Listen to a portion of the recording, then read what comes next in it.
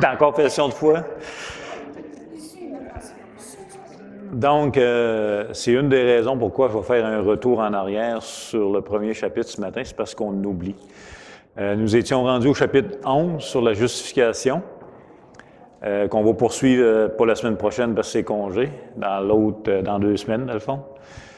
Et vu que ça fait déjà presque 2 ans qu'on a commencé, je trouvais ça approprié de reparler du chapitre 1 sur du rôle de la parole, faire un petit résumé. Puis ça va nous recentrer pour cette saison-là. On va voir où est-ce qu'on va se rendre cette année avec les confessions de foi. Fait que ça va être à suivre. Donc, le chapitre 1, je vais vous lire le paragraphe 1 et on va en rediscuter ensemble un peu. La Sainte Écriture est la seule règle certaine et infaillible qui suffit pour toute connaissance à salut, foi et obéissance. Bien que la lumière naturelle, les œuvres créées et la providence témoignent de la bonté, de la sagesse et de la puissance de Dieu jusqu'à rendre les hommes inexcusables, elles ne suffisent pas cependant à donner cette connaissance de Dieu et de sa volonté qui est nécessaire au salut. C'est pourquoi, à plusieurs reprises et de différentes manières, il a plu au Seigneur de se révéler lui-même et de proclamer sa volonté à son Église. Ensuite, pour que la vérité soit mieux gardée et propagée et que l'Église soit plus sûrement affermie et encouragée en face de la corruption de la chair et de la malice de Satan et du monde, il a plu au Seigneur qu'elle soit toute mise par écrit, d'où le caractère indispensable de l'Écriture. Maintenant, Dieu a cessé de manifester sa volonté de cette manière à son peuple. Donc, pourquoi le croyant lit la Bible et doit étudier la Bible et les Écritures? Bien, c'est parce que tout ce que l'on peut savoir et connaître de Dieu se retrouve dans les Écritures. Tout, absolument tout. Donc ça, il faut se le rappeler à nous. Donc, c'est un des piliers du protestantisme. En tant que corps, l'Écriture doit être le centre de nos vies, le centre de l'Église. Et on doit préserver cette doctrine-là à la vie et à la mort. On dit aussi que l'Écriture est suffisante. Quand on dit que l'Écriture est suffisante, c'est-à-dire que pour la connaissance à salut, elle est suffisante, et elle est suffisante pour toute connaissance pour notre obéissance. En d'autres mots, elle est suffisante pour la vie de l'homme, de A à Z. Savoir le plan de rédemption à salut, savoir ce que Dieu attend de l'homme, et savoir ce qu'on doit faire, et savoir ce qu'on ne doit pas faire. Donc, elle est suffisante. Et il faut toujours distinguer la connaissance générale et la connaissance spécifique. Alors, la connaissance générale, elle est accessible à tous les êtres humains. Donc, la connaissance de Dieu, de façon générale, elle est accessible à tous les êtres humains. Et c'est quoi la connaissance générale? En d'autres mots, tous les hommes savent qu'il y a un auteur derrière la création. Ça, c'est la connaissance générale de Dieu. Dans sa bonté, la création de Dieu témoigne qu'il existe. Et cette connaissance-là, même si vous jasez avec des gens qui sont athées, confessent qu'ils ne croient pas, ils ont cette connaissance-là de Dieu. Les Écritures éclairent. Fait que c'est comme moi quand je regarde un meuble ou une peinture, même si je ne connais pas l'auteur, je sais que le meuble n'est pas apparu de cette forme-là. Ou je sais que la peinture n'est pas apparue tout seul. Je sais qu'il y a un auteur derrière la peinture et derrière le meuble. C'est ça la révélation naturelle de Dieu. La création témoigne qu'il y a un créateur, qui témoigne qu'il y a un auteur. Donc, peut-être que je ne le connais pas, moi, l'auteur qui a fait une peinture, je ne sais pas si c'est une peinture ou une photo, en tout cas. Une peinture là-bas, je ne le connais pas, l'auteur qui a fait la peinture là-bas.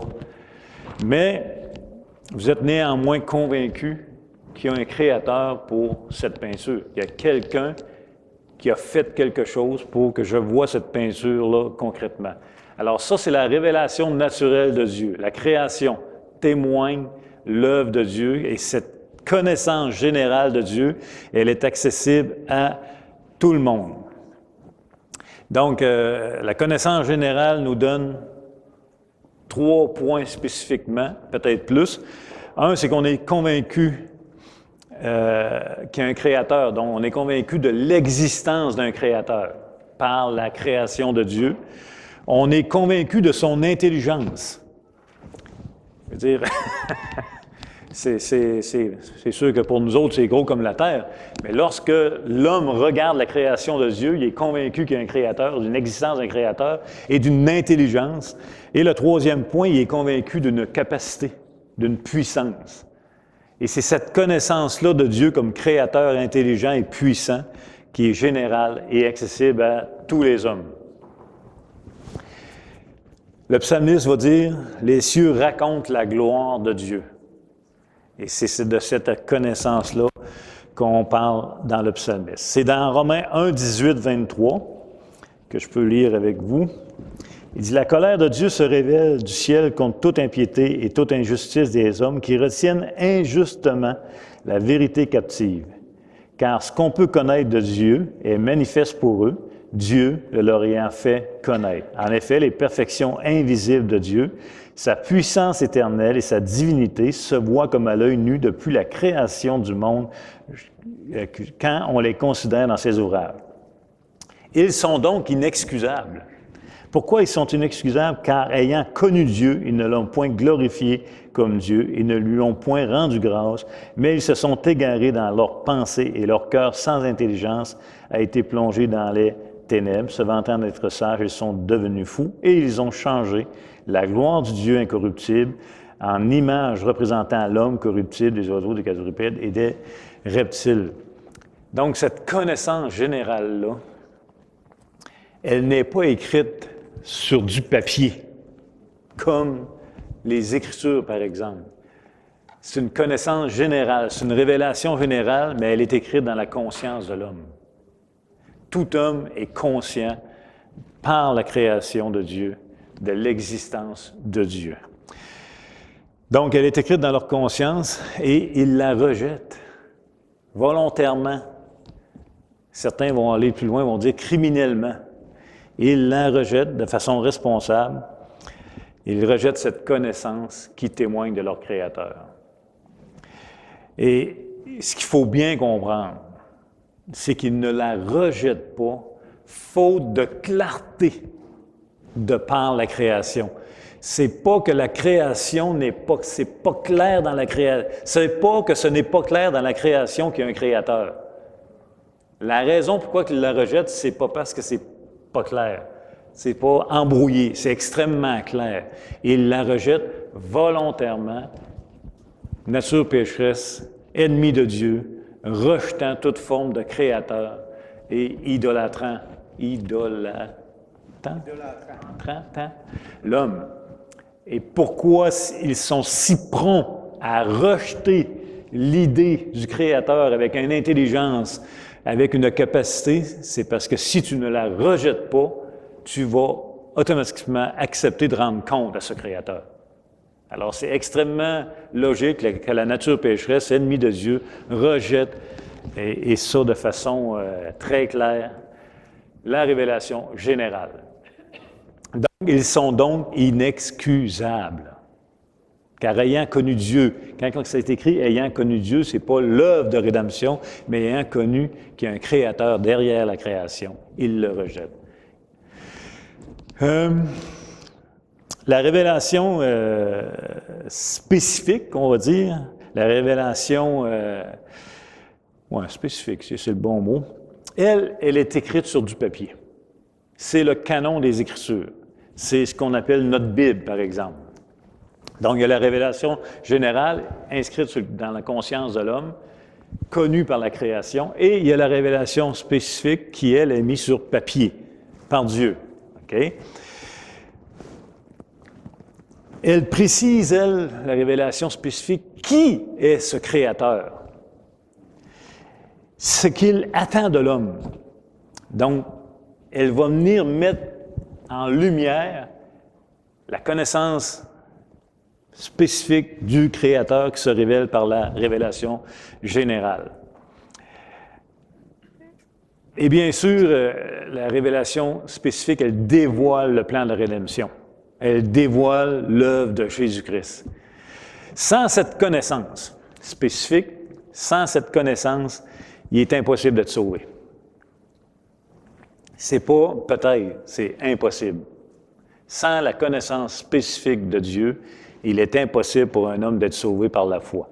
La foi vient de ce qu'on entend vient de la parole de Dieu. Donc la révélation générale, elle est limitée, suffisante pour condamner, il n'y a aucun problème, mais insuffisante pour sauver parce que ça prend la révélation spécifique de Dieu pour connaissance à salut. Donc, si je résume ce point-là, on pourrait dire que la création générale, la connaissance générale est insuffisante pour être sauvé, mais son témoignage est suffisant pour condamner tout homme. Donc, sur ce point, c'est clair, les Écritures sont claires. Ayant connu Dieu, ils sont donc inexcusables. Et à l'inverse, on pourrait dire, est-ce qu'une personne peut connaître Dieu sans une Bible, sans le livre? La réponse est oui. Mais personne ne peut être sauvé sans croire le contenu de ce livre. Vous me suivez? Fait que c'est pas le livre qui sauve. C'est pas parce que vous avez 12 Bibles de versions différentes dans votre bibliothèque que ça fait de vous un croyant. Ce qui fait d'un mort à la vie, c'est de croire le contenu de ce livre. Donc, ce n'est pas le livre. La preuve, c'est que quand vous témoignez, vous n'avez peut-être pas une Bible dans les mains, mais vous êtes en train de témoigner le contenu de ce livre, de cette révélation spécifique-là aux gens. Et s'ils croient ce contenu, bien, ils sont sauvés. 1 Corinthiens 1, 21. 1 Corinthiens 1, 21. Je suis dans 2. On peut lire ce verset-là.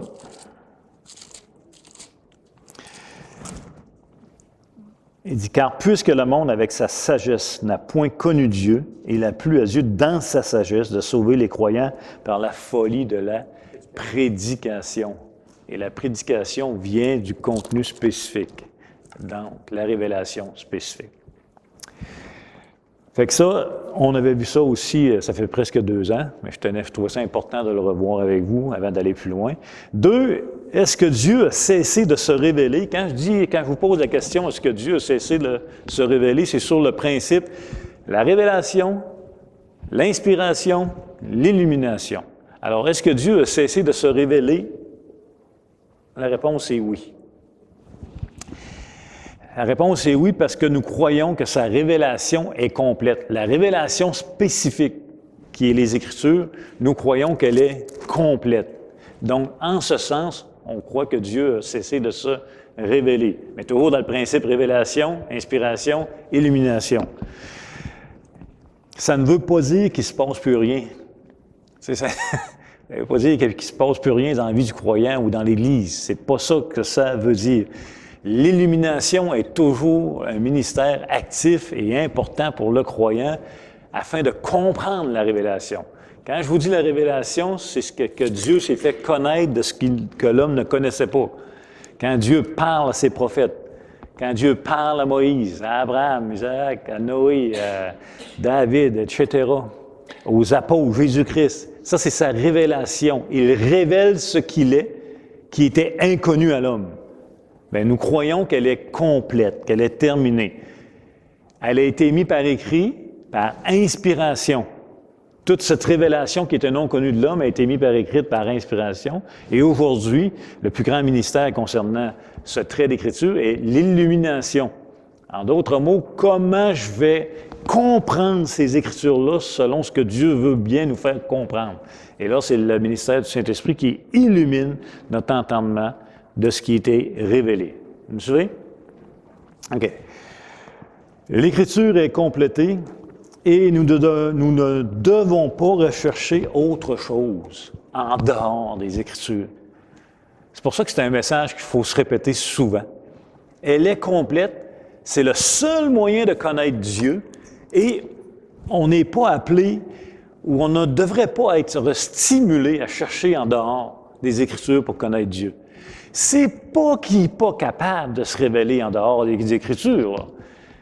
Hein? Comme on l'a déjà dit, Dieu est capable de faire parler un homme. Il peut bien faire parler un orignal. Il n'a pas fait parler cette semaine. C'est pas qu'il n'est pas capable. C'est que ce n'est pas sa volonté. C'est la norme que Dieu nous donne pour le connaître, c'est les Écritures. C'est sûr qu'il va parler en dehors des Écritures, mais toujours en concordance avec les Écritures. Toujours, toujours, toujours. Donc, notre premier mandat, c'est de chercher à connaître Dieu dans les Écritures. C'est le premier pas d'obéissance. Cherchez pas ailleurs. Elle a été progressive, la révélation en passant, là, de Genèse au Nouveau Testament. Elle a atteint son apogée avec la venue de Jésus-Christ. Donc, c'est Hébreux 1, les versets 1 à 3, qui est le passage clé. Donc, et c'est pour ça qu'on va dire, avec la confession de foi 1689, que nous sommes cessationnistes. Ça veut dire que nous croyons que Dieu a cessé de se révéler de la manière qu'il se révélait avec les apôtres et les prophètes, etc. On croit que c'est terminé. Et c'est une importante différence entre nous, les protestants, et les catholiques romains. Les catholiques romains, le canon est demeuré ouvert. C'est-à-dire qu'on peut rajouter de la révélation de par l'Église et la reconnaître égale à la parole de Dieu. Ce que nous, on n'accepte pas. Nous, avec l'apôtre Jean et Apocalypse, quand il a mis le point final, le canon, il est fermé. Tout ce que Dieu avait à dire et à mettre lui-même par écrit est terminé. Donc, il n'y a aucun autre ajout que l'Église protestante, que le meilleur prédicateur, peu importe, peut vous amener et le mettre à l'égal de la parole de Dieu. Fait que c'est une protection qu'il faut garder. C'est une protection qu'il faut garder. Je vous le dis, on n'est pas à l'abri de rien de toute façon.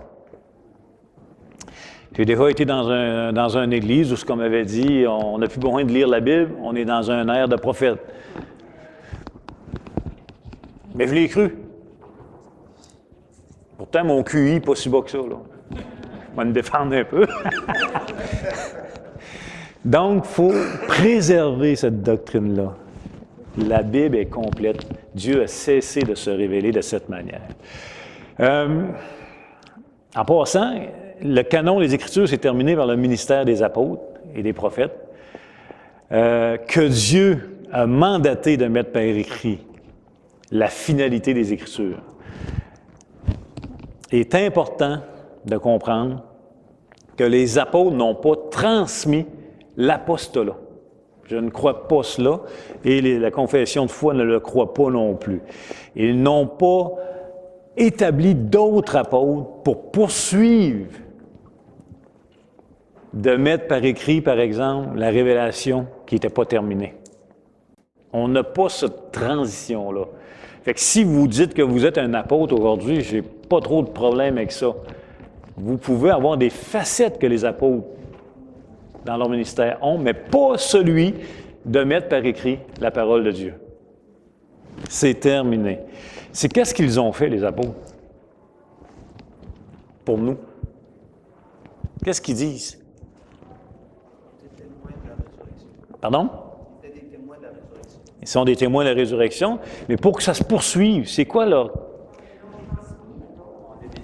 Et ça, ils vont dire, mais ils ne l'ont pas transmis l'apostolat, mais plutôt ils ont confié la parole, leur parole écrite, leur enseignement à d'autres afin qu'ils puissent enseigner l'autorité apostolique, les Écritures, l'enseignement d'apôtres. Donc, le fondement, la parole, c'est le fondement des apôtres et prophètes. Ils l'ont transmis à des hommes fidèles capables de l'enseigner, qui sont des pasteurs et docteurs. Et c'est dans ce sens-là qu'on croit que le ministère d'apôtres et prophètes est terminé. Un prophète, c'est quelqu'un qui révélait la parole de Dieu, qui était non révélée, non connue. C'est terminé. Les apôtres ont poursuivi, qui étaient aussi des prophètes, c'est terminé.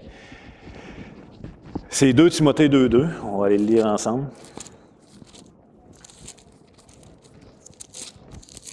2 Timothée 2:2. « Et ce que tu as entendu de moi, en présence de beaucoup de témoins, confie-le à des hommes fidèles qui soient capables de l'enseigner aussi à d'autres. » Donc, c'est ce que les apôtres ont légué.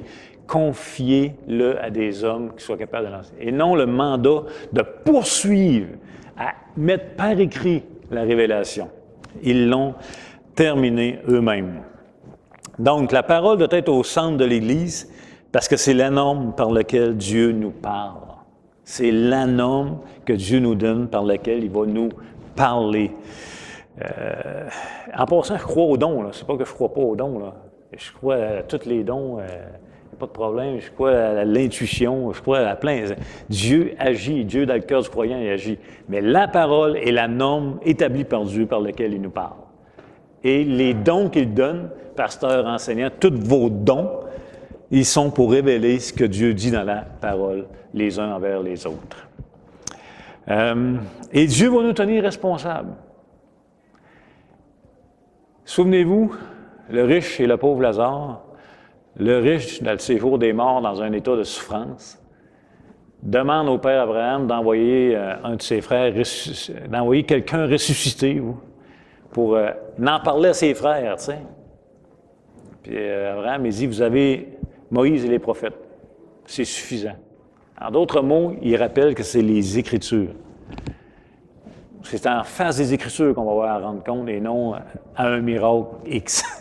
Donc, c'est la norme. L'illumination n'est jamais détachée de la révélation. Fait que ça aussi, il faut garder ça en mémoire. Par exemple, vous êtes tous des illuminés, et c'est biblique. Et si je vous arrive et je vous dis j'ai eu une illumination incroyable de Dieu, bien, tant mieux, c'est une grâce incroyable que Dieu nous accorde. Mais si mon illumination est détachée de la révélation, bien, écoute, ça a été une belle émotion, c'est tout, là. Et c'est pour ça que Dieu nous demande d'éprouver la parole, d'éprouver ce que l'enseignant enseigne. Parce que l'enseignant, ce qu'il enseigne n'est pas infaillible. Ce que je vous dis, ce n'est pas infaillible. Donc, c'est à vous de voir si c'est toujours attaché à la révélation. Fait que ça, c'est bien important. Je vais quand même dire des choses, là. Ce n'est pas le croyant qui est le centre de l'Église. On aimerait bien ça. Que toute l'attention soit mise sur le croyant. Ce n'est pas le croyant qui est au centre de l'Église, c'est la parole. Le croyant tourne autour de la parole et le croyant se nourrit de la parole et interagit avec la parole. Mais le but, ce n'est pas le croyant. Le but, c'est la parole qui quoi? Qui révèle la gloire de Dieu. C'est sa parole, c'est sa gloire. C'est la même affaire que les bonnes œuvres. Ce n'est pas les bonnes œuvres qui doivent être le centre de notre corps, de l'Église. Oui, mais c'est important. Oui, on va en faire des bonnes œuvres, nourrir les pauvres. Mais c'est pas ça le centre. Parce que si c'est ça le centre, ça va te détacher de la parole. Nos bonnes œuvres ne peuvent jamais être détachées du message central de la parole qui est la rédemption. Vous me suivez? Sinon, nos bonnes œuvres, c'est des bonnes œuvres pour nous autres. C'est gratifiant, c'est tout. C'est pas la mission qui est le centre de l'Église. C'est la parole. L'homme ne vivra pas de pain seulement, mais de toute parole qui sort de la bouche de l'Éternel. Fait que oui, en Haïti, ce qu'on fait, c'est une œuvre de Dieu extraordinaire. Mais le jour où on enlève la parole du centre de la mission, on est à côté. Fait que la mission se nourrit de la parole et va vers l'extérieur. Et oui, va nourrir des enfants, guérir des malades, etc., mais jamais détaché que l'homme ne vivra pas de pain seulement, mais de toute parole qui sort de la bouche de Dieu. Donc, le message de la rédemption, qui est le message central des Écritures, qui est au centre de tout, doit se propager dans tout ce qu'on fait après. Ça ne doit pas être détaché. C'est vraiment important. La même affaire que la louange. C'est pas la louange. J'aime la louange. Ils font un travail extraordinaire, mais c'est pas la louange qui est le centre de l'Église. C'est la parole. Et la louange doit être en harmonie avec ce que la parole dit. Si on fait l'inverse, c'est la créature qui est au centre et il y a le créateur à l'extérieur. Bonne chance. Vous avez tous déjà entendu l'expression « un enfant roi ». C'est quoi qui arrive quand on dit qu'un enfant roi? jalousie de ses parents. Pourquoi? Parce qu'ils ont laissé prendre l'autorité. Alors, quand un enfant roi, c'est un enfant qu'on place au centre de la famille à la place du couple. Et c'est un enfant à qui les autorités lui donnent un pouvoir qu'ils ne devraient pas lui donner. Alors, quand l'autorité vient pour reprendre un enfant roi, l'enfant roi la regarde et dit « Tu te prends pour qui, toi, pour nous dire quoi faire? » Parce qu'on lui a donné une autorité qui ne lui appartient pas. Si on place le croyant ou toute autre chose au centre de l'Église à la place de la parole et que la parole est à l'extérieur, bien, on est en train de donner une autorité à quelque chose sur le Créateur qu'il n'a pas. Alors, quand tu viens par prendre un croyant, il va te dire, tu te prends pour qui, toi, pour me dire que je ne suis pas correct? Je ne me prends pas plus que je suis. Je fais juste mettre en lumière ce que la parole dit. Mais si la parole n'est pas au centre du corps, amenez-en la discipline, vous allez, ça ne marchera pas. Ça ne marchera pas. Ça ne marchera pas. Alors que quand la parole est au centre et que la parole me reprend, étant l'autorité finale du croyant, suprême, étant le créateur sur la créature, ça fonctionne. Mais l'inverse ne fonctionne pas. Alors, c'est extrêmement important de garder la parole au centre de l'Église. La parole, l'autorité de la parole. On peut poursuivre un petit peu. Une autre question qui revient souvent, c'est comment je sais que les livres de la Bible sont vraiment parole de Dieu. Hein? Ça aussi, on l'a vu, ça fait à peu près 1 an et demi, 2 ans. Bien, la réponse est qu'elle s'authentifie elle-même comme étant la parole de Dieu. Comment je fais pour le savoir? C'est qu'elle le dit. Ça, c'est vraiment un point important de comprendre que ce n'est pas à l'Église de décider quel livre fait partie de la Bible ou pas. C'est pas l'Église qui a l'autorité, c'est pas l'être humain, la créature, qui a l'autorité de décider quel livre qui va faire partie du canon des Écritures. Et ça, c'est une, en passant, des énormes différences, encore une fois, entre le protestantisme et catholique romain.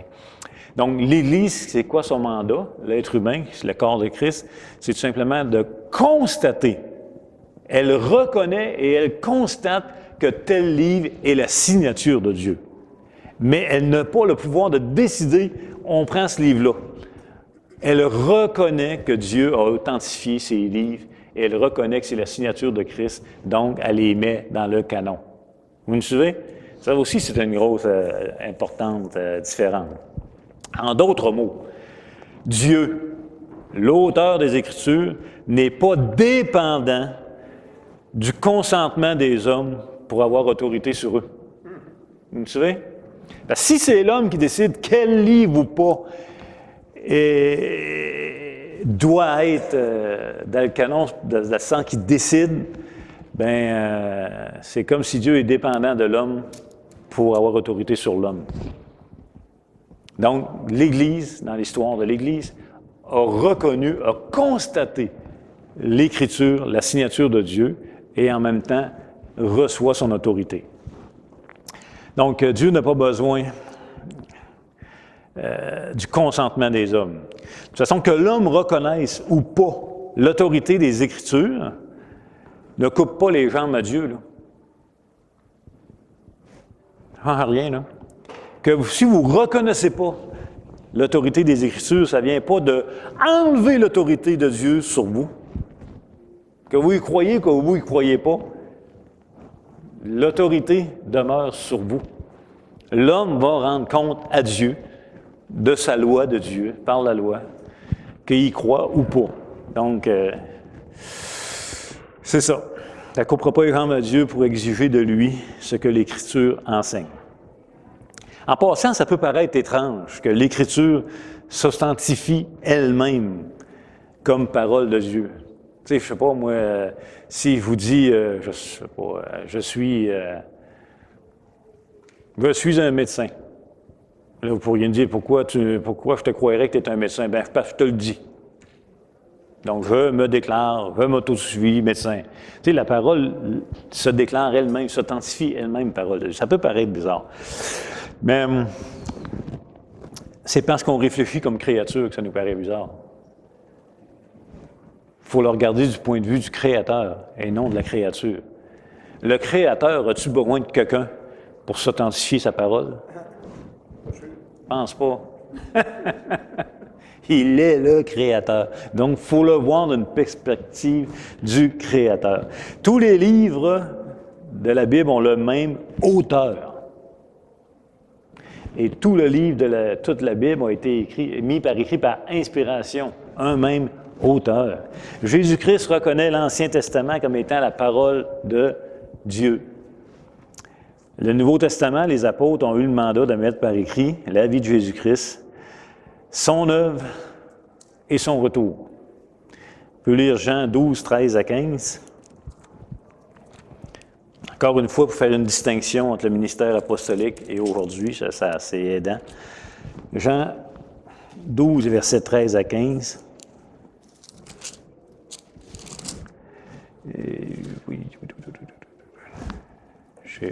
C'est-tu Jean 12, 13 à 15? Pour moi, qui n'est pas bon.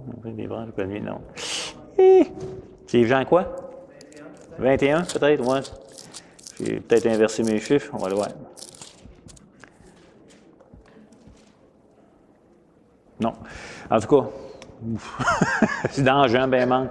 C'est où ce qui dit que le Consolateur va venir, puis il va vous enseigner toutes choses, puis vous allez, en d'autres mots, il spécifie clairement le mandat aux apôtres de tout mettre par écrit ce que le Saint-Esprit, le Consolateur, va leur donner après.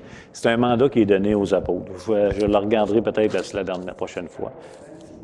Pardon? 14, 15? Jean, chapitre 14? 26. Pouvez-vous le lire?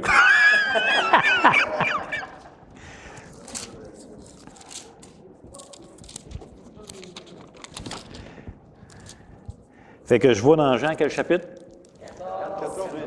14. Puis les versets? 26.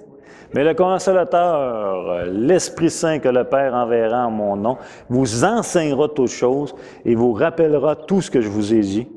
Oui, c'est ça. Il y a lui, puis encore un plus détaillé à des endroits. Mais c'est un mandat apostolique, il faut le voir. Et même dans 1 Thessaloniciens 2,13, je vais vous le lire, c'est pourquoi nous rendons continuellement grâce à Dieu de ce qu'en recevant la parole de Dieu que nous vous avons fait entendre, vous l'avez reçue, non comme la parole des hommes, mais ainsi qu'elle l'est, véritablement comme la parole de Dieu qui agit en vous, qui croyez. Fait que ça, c'est quelque chose. Fait que les apôtres avaient conscience que leur parole était la parole de Dieu dans leur ministère mandaté, pas parce qu'ils ont décidé ça eux-mêmes en disant ce que je vous dis, c'est la parole de Dieu. Non, parce qu'ils ont été mandatés et appelés par Dieu à mettre le point final au canon des Écritures. Donc, vous me direz peut-être pourquoi tout le monde ne reconnaît pas l'autorité des Écritures. Bien, la réponse est fort simple. Avant d'être croyant, vous ne la reconnaissiez pas, vous non plus. Donc, à moins qu'il y ait l'œuvre interne du Saint-Esprit dans la personne, les gens ne reconnaîtront pas l'autorité des Écritures. Fait que c'est aussi simple que ça. Alors, ça nous ramène encore au point de vue central du corps de Christ de prêcher l'Évangile. À moins d'entendre l'Évangile, le cœur ne peut être dévoilé. À moins que Dieu ne dévoile le cœur ne peut être dévoilé. Mais Dieu, c'est le message, c'est par le message de l'Évangile qu'il dévoile les cœurs. Donc, beaucoup de gens ont du respect pour la parole de Dieu. Beaucoup de gens reconnaissent que ce livre est unique en passant, tout en rejetant son message, de par sa cohérence, et etc., mais ne lui reconnaissent pas une autorité finale sur leur vie parce que c'est l'œuvre du Saint-Esprit, l'œuvre interne de l'Esprit Saint dans le cœur du mort qui l'amène à la vie. Donc, en terminant, juste pour s'en remettre, avant d'aller plus loin dans la confession de foi, sur l'importance des Écritures, puis pourquoi on va continuer encore et encore à enseigner, à entendre des messages dans les Écritures. Un, la Bible est le seul moyen de connaître Dieu. C'est le seul moyen. Si on vous annonce avec des fanfares et des trompettes un autre moyen, aussi alléchant et plaisant qu'il pourrait être, Ne vous laissez pas influencer. De toute façon, la parole de Dieu est tranchante, elle est autoritaire, elle est pour sa gloire à lui-même, et nous sommes des participants de sa gloire et non pour notre propre gloire. Donc, l'Évangile va toujours nous bousculer, nous déranger. C'est le plan de Dieu. Ensuite, elle est complète. Il n'y a rien à ajouter, il n'y a rien à y soustraire. Il faut être convaincu de ce point-là aussi. Elle est complètement suffisante pour l'homme. Tout, absolument tout ce que l'homme a besoin de savoir dans sa vie terrestre est écrit dans les Écritures. C'est suffisant. Elle est extrêmement claire. Je sais que vous allez me dire, il y a beaucoup de passages que je ne comprends pas. Moi aussi. C'est pas parce qu'elle n'est pas claire. C'est parce qu'il ne nous sera pas permis dans ce corps de mort de tout comprendre et de voir pleinement. Néanmoins, le message du salut est extrêmement clair. Vous pouvez être convaincu de votre salut, le message, il n'y a pas de problème. Elle est claire, la parole de Dieu. Elle est infaillible. Ça va avec l'inhérence aussi. Ce qui est mis par écrit, les premiers écrits étaient infaillibles. Aujourd'hui, on vit avec des copies qui peuvent avoir des coquilles.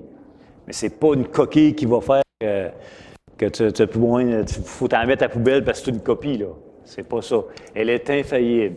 Rappelez-vous que vous, dans votre interprétation, comme moi, nous ne sommes pas infaillibles. Donc, c'est pas surprenant qu'aujourd'hui, j'enseigne des choses qui sont contraires à ce que j'enseignais il y a certaines années. J'en suis très conscient, moi, le premier, là.